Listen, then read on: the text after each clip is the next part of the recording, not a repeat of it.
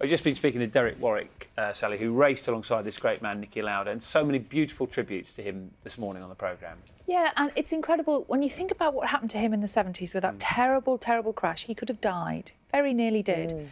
To then go on and get back in a car. He got back in a car, I think, 6 weeks later to race, and he didn't want people to know how afraid he was. And he talked about getting back in the car for the first time after the terrible fire, and he said, you know, I was terrified, but I didn't want people to see how scared I was. Yeah. He said once he got over that fear, he was fine, and he carried on and had a glittering career in motorsports. Lots and lots of tributes being paid this morning to Niki Lauda, who's died at the age of 70. He won the Formula One World Championship 3 times, most notably in 1977 after his crash, the year after he was badly injured in that horrific crash at the German Grand Prix that left him with serious, serious burns. He underwent a lung transplant 9 months ago.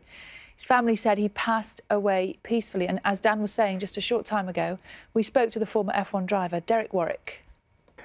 He did that really rather... I think he might have practiced that. I think you might have planned it. I think he's allowed. It is bathroom mirror. Yeah. Don't we all? No. Yes, you do. And Brighton and home. Because that actually was a decent penalty, a little Panenka penalty at the end. He just, I wonder if he just assumed that he'd be having a little dib down the middle and just stay there and caught it anyway. That's very clever. It was very, very, very good save. Very good dancing too. Impressive.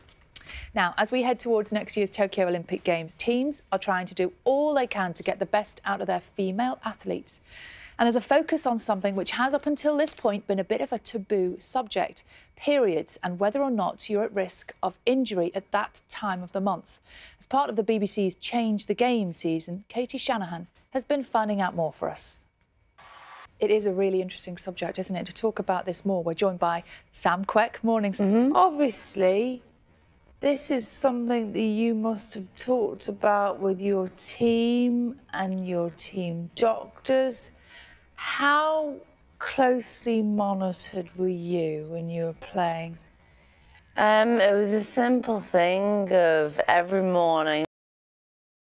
Changing across the sports. I believe so, yeah. I know when I was...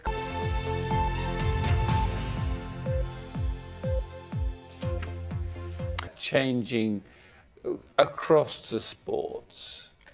I believe